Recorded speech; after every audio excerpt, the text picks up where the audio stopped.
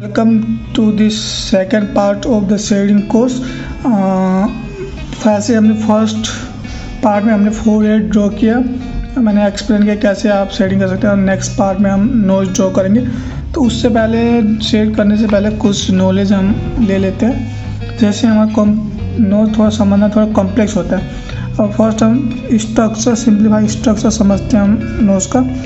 तो फर्स्ट ये हमारा होगा की स्टोन, जो हमारे दो आईज के बीच में होता है, ये और ये हमारा की स्टोन जो बीच में रहता है, ये हमारा नोज ब्रिज फ्रंट प्लेन, ये आपको समझना है। ये हर एक ह्यूमन में सेम होता है, किसी में बड़ा छोटा हो सकता है, मगर ये प्लेन सेम रहते हैं। और ये the side of the plane like this connect them.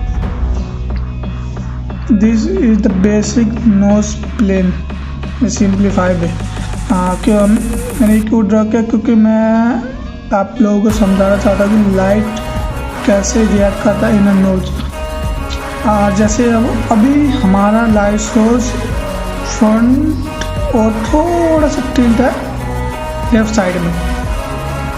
ये आपको समझना ज़रूरी है, क्योंकि हमारा फ्रंट प्लेन में ज़्यादा लाइट सोर्स डायरेक्ट हीट हो रहा है, तो ये प्लेन हमारा इस प्लेन से थोड़ा सा लाइट होगा और इससे ज़्यादा, और ये वाला प्लेन जो है इससे लाइट होगा, ये वाले लाइट प्लेन से। तो ये आपको एकदम समझना ज़रूरी है। अगर आप कभी भी इमेजिनरी ड्रॉ करो तो ये एकदम इम्पोर्टेंट पॉइंट है, तो ये ध्यान में रखिए।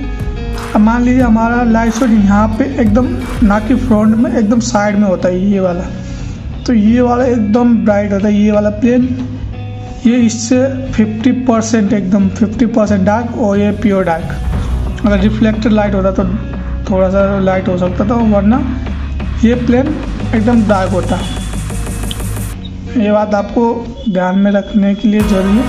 अगर आप कहीं अगर अभी तो ये लाइट सीधा आया तो ये वाला पार्ट भी थोड़ा लाइट है, वरना यहाँ पे इंडेंट आपको देखने के लिए मिला, थोड़ा शेडिंग यहाँ पे होता है, ऐसे करके थोड़ा और नेचुरल लगता है, क्योंकि सनलाइट है, सनलाइट ज़्यादा ही सरफेस कवर करता है एक साथ, तो ज़्यादा सरफेस यहाँ पे लाइट है।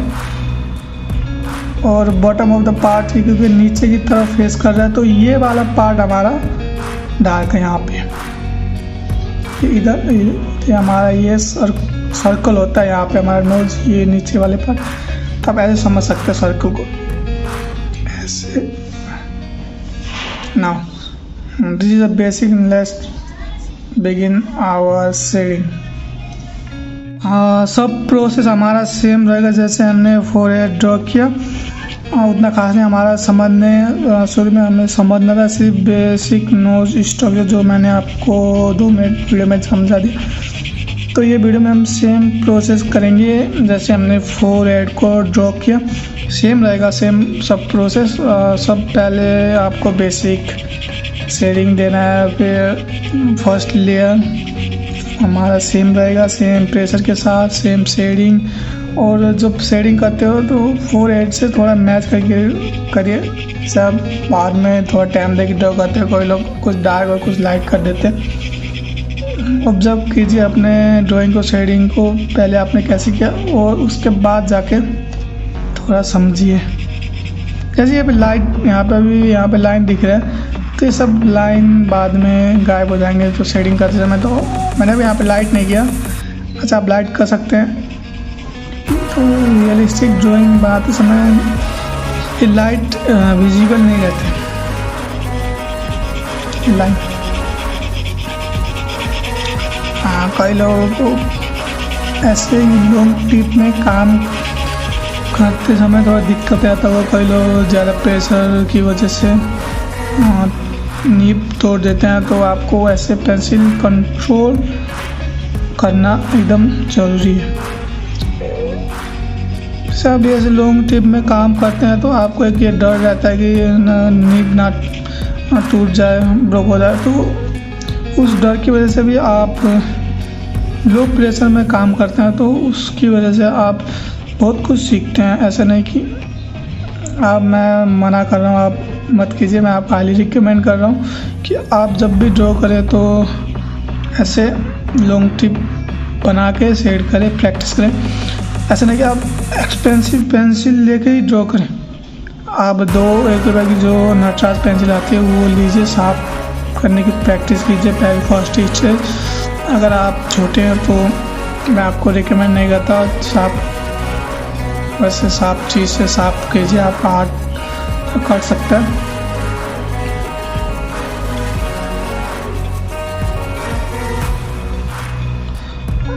जैसे मैंने बताया कि ये वाला पेन थोड़ा डार्क होगा इस वाले पार्ट से, तो इस पार्ट से, तो मैं इसको थोड़ा पहले ही डार्क कर रहा हूँ।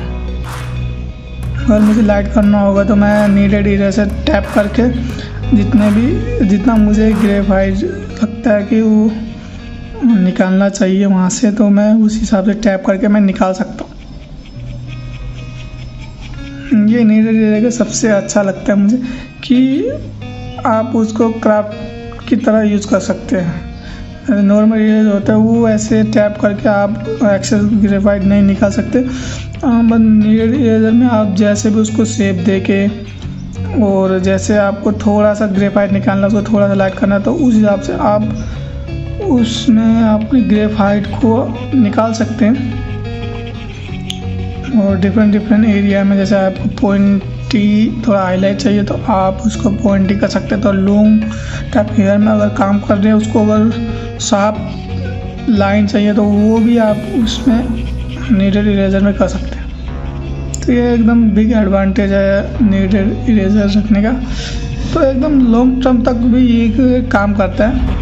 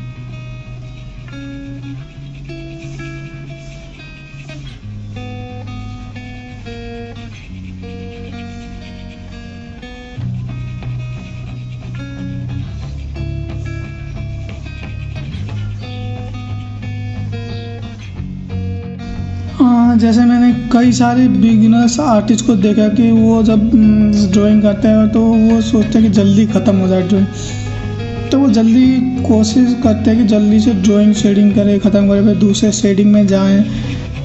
तो इससे पहली बात तो ड्राइंग आपका ख़राब होता है, और सेकेंड चीज़ वो ड्राइंग अच्छा नहीं बनता और आप उससे कुछ नहीं सीख सकते। अगर आप एकदम पेशेंस दे के ड्राइंग को समझ के, शेडिंग और लाइट को समझ के, और अब ऑब्जर्वेशन स्किल अच्छे से ऑब्जर्व करके अगर आप ड्रॉ करते हैं तो ड्राइंग भी अच्छा बनता है। उससे आपका हैंड और आई कोऑर्डिनेट भी अच्छा होता है, उससे आप बहुत कुछ सीखते भी हैं। और जो ड्राइंग आप करते हैं तो वो थोड़ा अच्छा भी लगता है। तो आप जितने बिगिनर्स आर्टिस्ट हो तो ये चीज़ का ध्यान रखिए कि आप एकदम आराम से एकदम टाइम दे के अपना ड्रॉ कीजिए। ऐसा नहीं कि आपने ड्रॉ किया कि हाँ एक ही दिन में ख़त्म करना है तो 8-9 घंटे बैठ के काम कर एक ही ड्राइंग में।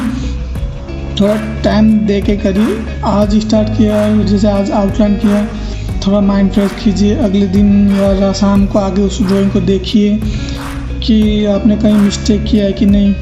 ऐसे अगर आप फ्रेश आई में देखते हैं तो आप उसमें कई सारे मिस्टेक आप फाइंड कर सकते हैं। जब आप इनिशियली उसमें वो जैसे आप आउटलाइन करें तब आप वो मिस्टेक आप देख नहीं सकते। इससे ये होता है कि आप जब फिनिश कर रहे होते हैं आगे एक ही दिन में तो बाद में जाके आप अगले दिन देखते हो तो वहाँ पे कई सारे मिस्टेक आपको देखने के लिए मिलते हैं। तो आप उसको पहली बार आप उसको ले लीजिए, आप तो ठीक करोगे नहीं वो पता है। तो वो करने से बढ़िया पहले ही आप उसको एक दिन रेस्ट दे के अगले दिन उसको आप अच्छे से ऑब्जर्व करके आप उसी टाइम ठीक कर सकते हैं।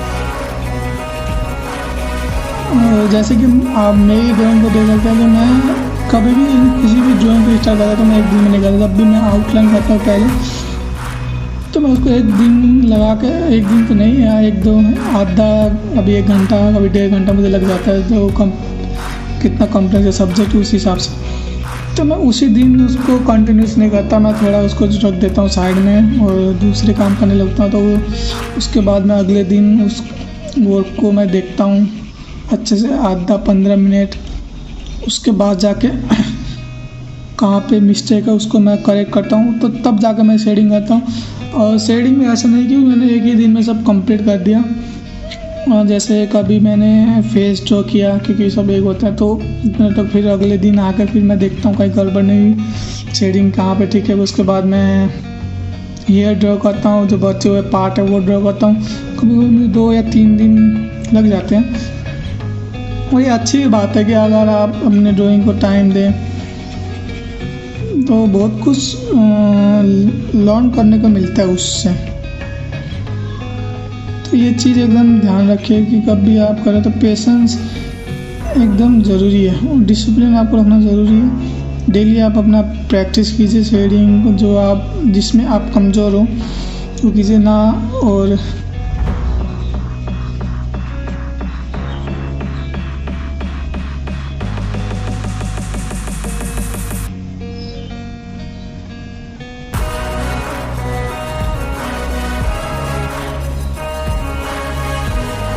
Main fundamental is the most important. अब यहाँ पे एक शेडिंग वैल्यू स्टडी एक फंडामेंटल हो गया तो ये उसी में आता है। तो वो सीखे है ना तो वो भी आपको ज़रूरी नहीं है। आप अभी शेडिंग सीख लें। ड्राइंग स्किल तो अब अगर आप ड्राइंग अच्छे से नहीं कर पा रहे तो आप क्या कर सकते हैं कि एक नॉर्मल कोई सा भी कार्टून एनिमे देखते हो तो कि वो सिंपल फॉर्म होते हैं। एनिमे थोड़ा कॉम्प्लेक्स हो गया तो कार्टून हो गए, बेन 10 ऐसे जो कार्टून्स होते हैं वो आप ट्राई कीजिए ड्रॉ करने क्योंकि उनके एक सिंपल फॉर्म शेप होते हैं तो आप ऑब्जर्व करके इजीली ड्रॉ कर सकते हो।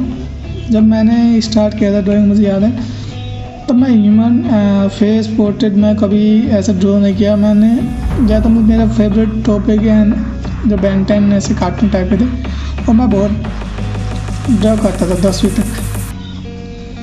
10वीं 11वीं 12वीं के बाद मैंने पोर्ट्रेट स्टार्ट किया तो 1 साल में ही क्योंकि मेरी ड्राइंग स्किल अच्छी थी तो स्टार्टिंग में थोड़ा सा गड़बड़ हुआ था। बाद में जाके थोड़ा प्रैक्टिस किया, थोड़ा ड्राइंग ज़्यादा किया।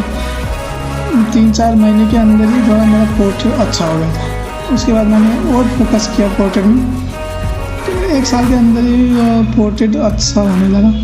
फिर मैं दूसरे काम में थोड़ा बिजी हूँ और मैं पोर्ट्रेट अभी उतना ध्यान भी नहीं दे रहा और वो बाद में आके आपको पता चलेगा अगर मैंने डाला इस चैनल में उस टॉपिक के ऊपर। अगर आपको इंटरेस्ट है तो बाद में मैं अगर डालूँगा, अगर आपको अच्छा लगा वो वाले टॉपिक के ऊपर आर्ट वीडियो ट्यूटोरियल तो मैं बना सकता हूँ। तभी मैं अभी आई की तरफ नहीं जाऊँगा, इसको मैं नोट्स में ही कर रहा हूँ थोड़ा। सॉरी मैं थोड़ा आई की तरफ भी चला गया अभी। जब भी मैं शेडिंग करता हूँ कभी मैं आई कभी मैं फोरहेड या 2 से स्टार्ट करता हूँ। ऐसे मैं डार्क एरिया से डायरेक्ट स्टार्ट नहीं करता।